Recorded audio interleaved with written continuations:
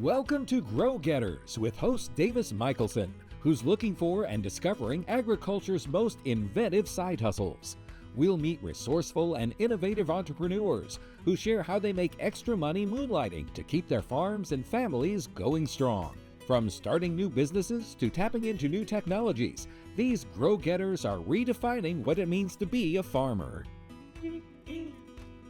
Well, hey, everybody, I am Davis Michaelson here for Grow Getters. We're talking to farmers and farm people who've got a little something extra going on the side. Today, our conversation finds us way down south in cotton country, where a farming family is finding some ways to give back to their local community and some fresh ways to market their crop directly.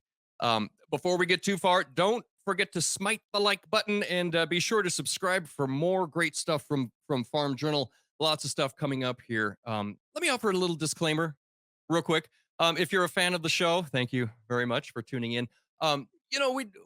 We get a little zany here on Grow Getters. We try to keep it fun, try to keep it light and everything. Today's story is a little bit different. I'm gonna stifle the wackiness as best I can anyway. We'll see how that works out. But I don't want to get in the way of this story. We've got a husband and wife couple here, farming folks from South Carolina, and their response to a time of trouble, a time when other families really may have just crumbled and fallen apart, maybe didn't know where to look for answers. They took that and turned it into an opportunity, and I don't want that to slip by us today. So, without further ado, according to their website, quote, they're on a mission to cultivate. Cultivate, that's a word we're going to use here quite a bit in today's show. Cultivate the natural comfort and quality of cotton products grown and crafted in the USA. Cultivate relationships that invite people into the wonder and truth of agriculture. And cultivate a cause that tells a story and shares hope. I love every second of that. With that, let me bring in Tracy and Ty Woodard from Woodard Farms in South Carolina. Gang, welcome to Grow Getters. How are you? I'm doing well. Thanks for having us. Yes, thank you. Absolutely. Thank you so much for taking the time and for being willing to share your story with us and where you've come from and where you've wound up. Start me at the beginning. Help us to get to know you and your operation just a little bit as far as farming goes on. Acres, what are you doing? What crops do you grow? What's the story over there on the farm? Yeah, so I'll share a little bit Mhm. about that. So we're a third generation farm here in Darlington, South Carolina. My granddad started the farm in 1962, kind of as we know it today. He came from a farmer family, but through a combination of circumstances, his dad's polio and Great Depression, the family kind of got out of farming. And so he was actually a traveling meat salesman.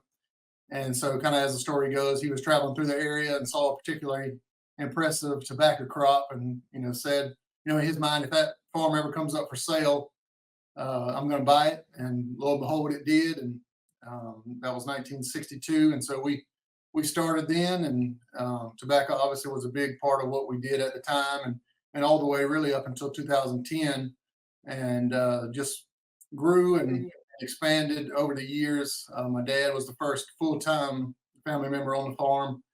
That was in 1980. My brother and I are here now, along with my dad still. We all went to Clemson. My brother graduated in 2003, and I graduated in 2007. But kind of the farm as we know it today is a little over 4,000 acres of row crops. We also manage some timber.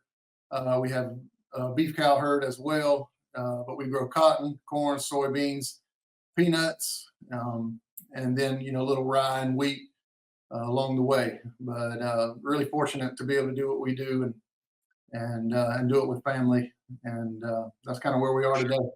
Yeah, that sounds great. And it occurs to me, there's one of those things out there.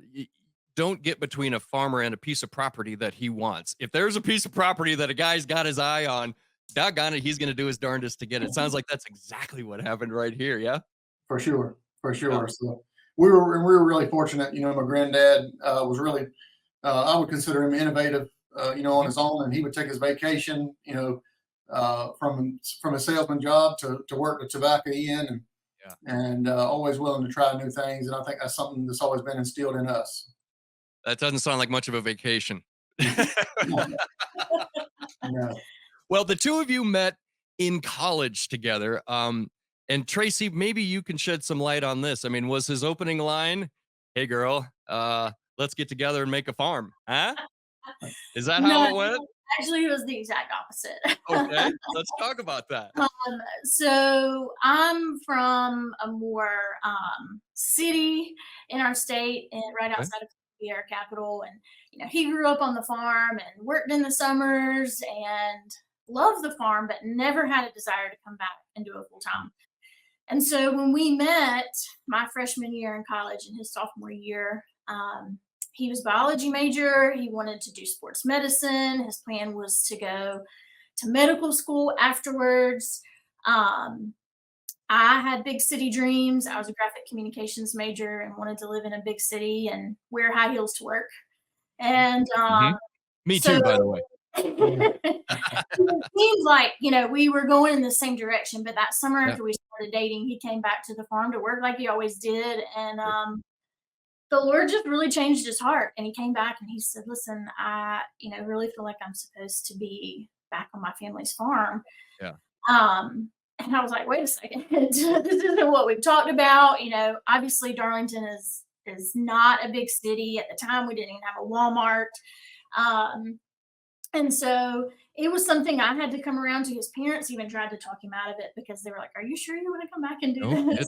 Yeah. His older brother always knew he was coming back. And so things just really aligned and really paved the way for him to be able to come back. And we got married in 2008 and just Yeah. realized, like, I'm going to build my life with this man. And Yeah. um, I'm not coming home every day to a career or to a city, or it doesn't matter Mhm. where we are. And so now I couldn't imagine us doing anything else. Yeah. Ty loves what he does, and I love what we do too. So Yeah. it all worked out. Dude, Ty, you were both set up, college and all that sort of stuff. What happened that summer? Can you put your finger on it? I think Tracy hit on it. I mean, it was just the Lord, kind of Yeah. beginning to change my heart. Yeah. I always, I had appreciation for what my dad and my granddad had done, and because I was working in it, Yep. but up until that point, it was kind of just a job. Yep. And I understood the value of a dollar and what it took, the sweat and the blood and the tears that it took to get it and provide, for our family. But I think it was just the Lord just slowly saying, "Hey, you know, this is what I've created you for. This is, you've got a skill set to bring to the farm to make it better than it was." And along with my brother's skill set, I think we complement each other extremely well. Yeah. And since I've been back, we've doubled in size and taken on a lot of new challenges. Yeah. But I wouldn't have it any other way. Sure, sure. Well, let's talk about some of those self-inflicted challenges that we've got here. CoveredInCotton.com. I've been to your website. You've got a fantastic collection going there. This is some really great stuff. Are you using cotton from your own farm to create these, correct? That's right. Everything is our cotton. We can trace it back to the field we grew it in. Yeah. Boy, there's a lot to talk about there. We'll get to it, but I want to talk about where Covered in Cotton started. Say as much or as little about this as you would like. Share with us what you feel like doing here. But there was a really frightening series of events in your family, and you came out the other side with an idea. Ty, Tracy, I don't know who wants to discuss that, but tell us your story, because this goes back to the faith. This goes back to the farm. This is the crux of it all. Yeah, absolutely. So I'll start from where Covered in Cotton started, and I'll kind of work backward from Good. there. Love So, um, being a commercial row crop operation just really had us disconnected from the end product user of all that we grow on our farm. And so in December of 2017, the Lord woke me up from a dream And the dream was covered in cotton, that we were supposed to take the cotton that we grow on our farm and make it into blankets. And so I wrote it all down, what the logo was supposed to look like, what it was supposed to be called, um, and wrote it all down. And I woke Ty up and I said, "This sounds crazy, but this is what we're supposed to do." And so that kind of started the trajectory of where Covered in Cotton was. But in that dream, um, it there was a connection to a nightmare that we had lived exactly 2 years before that. So Mhm. December of 2015, earlier that year, we got the shock of our lives and found out that we were having twins. Oh, And at the time, we already had a 2-year-old son. He turned 3 right before our boy and girl twins, Tobin and Tyson, were oh, born. that's a cute age, isn't it? Yes. Um, so it was a crazy time in her family. Yeah. And so the twins were a few months old. I had been on maternity leave, and actually, the week I went back to work, the church that I work for, we had a conference every year in December, and Ty and I went to that conference out of town, and my parents kept all 3 kiddos. Grandparents are the best thing ever. And so while we were away, Tobin, our little boy, who wasn't quite 3 months old yet, um, started running a fever. And really, at the start, it didn't really seem like anything. We'd called our pediatrician and been back on, back and Yeah. forth with our parents, but something didn't feel right. So we ended up coming back early from our trip. And by the time we made that 2-hour drive, Tobin had gone from just having a fever to he was lethargic, he was barely moving, Oh, no. he was even like a different color. I had Yeah. never seen anybody look like he looked. And so we rushed him to the emergency room. That sounds terrifying for young parents.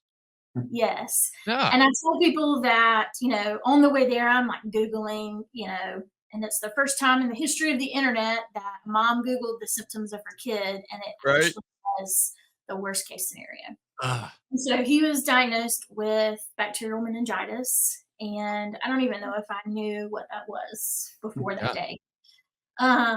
But really just turned our lives upside down in a matter of minutes, it seemed like. And so that was the 1st of December. We're still, Christmas and trying to figure out what that looks like with a family of 5. But I got the best, really, we got the best gift we'd ever been given. It was a gift of perspective. Um, Even leading up to that point that year, we call a 1,000-year flood in our area where we didn't harvest a single acre of cotton. Everything was underwater. Like, it was just a crazy time, not in just our family, but on our farm. And anyways, we got a really great gift of realizing what Mm, matters and what doesn't. yeah. And so Tobin spent 35 days in the Children's Hospital in Columbia, South Carolina. And they had cautioned us that if he were to survive, he had a very rare, very severe form of bacterial meningitis. That if he were to live, that he would, at the very least, lose all or part of his hearing and vision. And at the very worst, he'd never developmentally progress past three Mm, months old. mm, And so, obviously, like you said, an incredibly scary time for us, but a time where we got to the end of ourselves. yeah. Everything was out of our control, and we got to see the Lord just work in ways that I could talk for a very long time about. Sure. Sure. Um, but he had emergency brain surgery on his very first Christmas Eve. And that was kind of out of the blue. We weren't expecting that to happen. But he came on the other side of that and did great. Yeah. Um, How's he doing now? he is 8 years old, almost Uh-huh. 9, and he is healed in every way. Excellent. He makes straight A's in school. He plays flag football and baseball and soccer, and he's the funniest kid you've ever met. And so um, we experienced a true miracle. The Lord healed him in Yeah. every way. And as almost a keepsake of that miracle and that interaction, um, suddenly there was a baby blanket. And that gave you an idea, didn't it?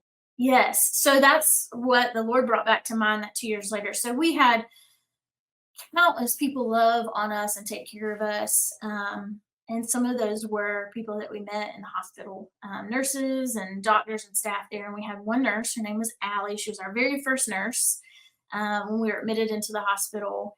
And we had her for one shift, but she made a huge impact on us. And she came back a couple of weeks later and found us after we had moved floors and moved rooms.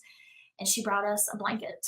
And it was practical because we lived in the hospital for, over a month. And so it was a source of practical comfort. But then even afterwards, it was this reminder of the Lord just covering and protecting our family. And so fast forward 2 years later, the Lord gives us this dream to create a blanket company. And from the start, we knew that it was an opportunity to tell that story, to tell the story of this seemingly small act of kindness, to tell the story of the Lord's goodness in our lives and how He'd healed our son, and just to share what we do on our farm in a really special way. And so for every 10 throws we sell, we donate one to a children's hospital in South Carolina. And for every 10 baby blankets we sell, we donate one to a family ministry here in our state. So to date, we've donated over 1,100 blankets to 5 children's hospitals across the state. We go to those same 5 every year. And every December, we go back to the hospital that Tobin was at. And we see Allie. She makes it a point to meet us every time we go. Oh, wow. And it's a humongous blessing to us. To be reminded of what now seems like a dream because we have a healthy son. But we get note cards and messages and just so many incredible and special ways that people have told us that these blankets have just brought some comfort to them. Yeah. What a great outreach, and what a great form of a ministry for you folks too. Ty, what are you, some kind of expert weaver or something? How do you? I mean, we got napkins, we got T-shirts, we've got all sorts of products here on coveredInCotton.com. They look fantastic. You do a heck of a nice job, sir. I appreciate it. I probably deserve all the credit. I would assume so. Yeah. No, but what about production? I mean, it's not easy to make this stuff. This is quality stuff. Right. Absolutely. So quality, obviously, at the end of the day, we're putting our name behind it. And so that's something we're not, that's not an open-handed thing for us. Right. But one of the things also that, we're passionate about is just those relationships that we talk about in our mission statement. And so we partner with different textile companies throughout North and South Carolina to make our yarn, to weave the blankets, and then, cutting and sewing as well. So every step in the process is a family business, somebody that we can call up and talk to them personally. Yeah. And they're also, trying to make an impact on their community as well. And that part of it has really been a blessing for us. I mean, just great people who, and even outside of the partners that we use, when Tracy was first kind of going backwards from the blanket to how it was going to be made, we had people that, really pointed us in the right directions and said, well, have you thought about this, or have you talked to this person, or things that we're really, really grateful for, because we've been growing cotton now for a couple of decades, but we really had no idea when it came to the textile industry, and so just we wouldn't be here today without the help of a lot of really great people along the way. But so our cotton really makes about a 500-mile round trip, from our farm to the gin in Hartsville, to the yarn spinner in Thomasville, North Carolina, to the plier in Hickory, North Carolina, and back Blacksburg, South Carolina, where they weave it together. And then, our cut and sew was here in Lamar, South Carolina, which is in Darlington. They, within the last year or so, have shut down. And so we were fortunate enough to be able to bring that step in-house. Oh, nice. Buying some of their equipment. And we really felt like that was the biggest thing that we could bring in-house. And so we've been really, really fortunate. And they've been really good to us as well, and just, allowing us to purchase the equipment and that type of stuff. But yeah, so that's the closed-handed issue for us. And we love American made, American grown, Here, obviously, here. Yeah. and that's never going to be something that's not a part of what we do. Right. Right. I'm loving the story. Well, I won't say I'm loving where the idea came from, but I love what came out of a very difficult situation for you folks. And it sounds like you were able to remain grounded in your faith. And then not only that, but have a community come around you in that dark hour. That's fantastic. And now you're off and rolling like gangbusters. I mean, so if you donate one for every 10 that you sell and you've donated 1,100, I don't know what the math is on that. It's got to be close to 1 million now. So congratulations on approaching 1 million of those sold. Um, what's next? What's next for Covered in Cotton? If you notice in our mission statement, we don't really say anything about cotton products, and that's intentional. So we love being able to share like we say, our tagline, the fiber of our fields with your family. And so that'll always be a part of what we do, but we love being able to share about agriculture because there's so many misconceptions, there's so many disconnections Yeah. with agriculture. And through this platform, we get to talk to people all the time who have no idea that cotton is a plant. I've talked to more than one person, unfortunately, that thinks cotton comes from sheep. Wow. Um, and so it's a humbling thing for us to remember that what is so common for us is not for the majority of the population. So Sure. that looks like, I would love to write a children's book about cotton. We do tours here. We love welcoming people to see more about what it looks like and where these cotton products start. We've had groups from different parts of the world. And then, even local groups. I go doing a lot of speaking and sharing our story and our company and more about agriculture all over the place. So really, we're open-handed with what the Lord has next for us, new products.